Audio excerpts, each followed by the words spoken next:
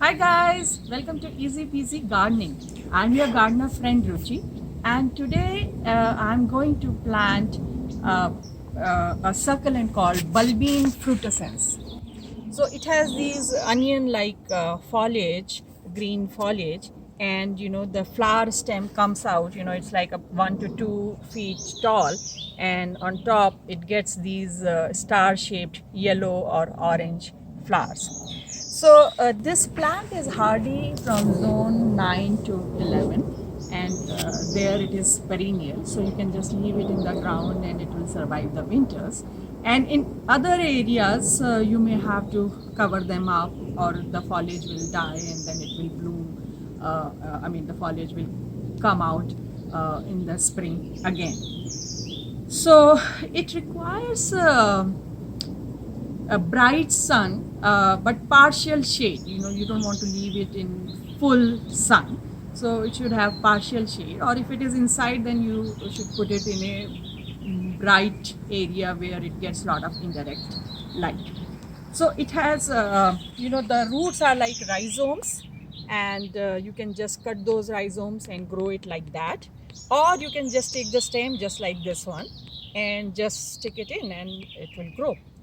So what I'm going to do is that I'm going to cut off all the foliage from the bottom, because it is wilting in any case. This was cut a few days ago, so I don't want these to be growing inside the soil.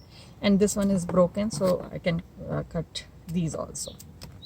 So then I'll just take a planter. So this is a general potting soil mix in which I have added coarse sand, so that it is good for, it doesn't retain a lot of water. So just put the soil in and just stick it in, and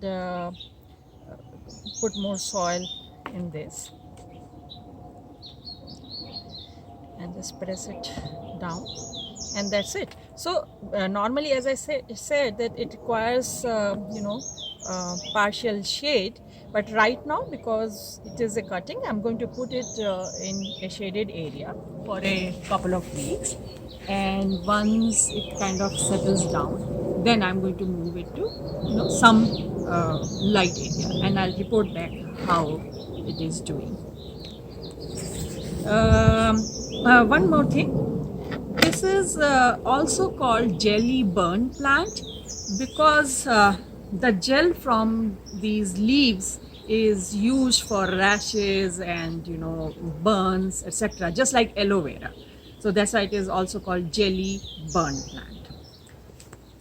So as far as watering is concerned, as most succulents, it does not require too much of water. Once the plant is settled, once a week is enough. Or if you see that the leaves are wilting, then you may water it. So that's about it. So it's been about 4 months that we planted this, and it's winter time, and I can see that there is a lot of growth in here, and the plant is standing tall and strong. So it is growing and it is very strong, strongly settled in the soil, so that's good. And the most interesting thing is that if you remember, when we planted this, it had a flower shoot. So 4 months ago it had a flower shoot, and now there are 2 more flower shoots coming out of it. So this is one, and you can see that at the bottom some of the buds, they have started to open. And here is another one. So it seems like they keep blooming all the time, or maybe in winter season, but it was blooming in fall and it is blooming right now.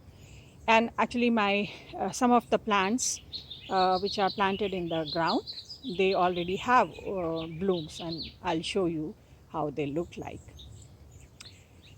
So this is a good plant to have, just if you want to fill up some space in your garden. It kind of grows like a like a short shrub, and it can become a good ground cover. And also it has these flower shoots coming out, so it gives some color. And this is how the flowers look when they open up. By the way, the spent flowers should be pruned, so that will promote more flowers. So it's pretty straightforward to grow this plant. So I hope this video was useful to you. If you have any questions, leave a comment and I'll try to answer as soon as possible. If you like this video, press the like button and subscribe to our channel. And I'll see you next time. Happy gardening. Bye.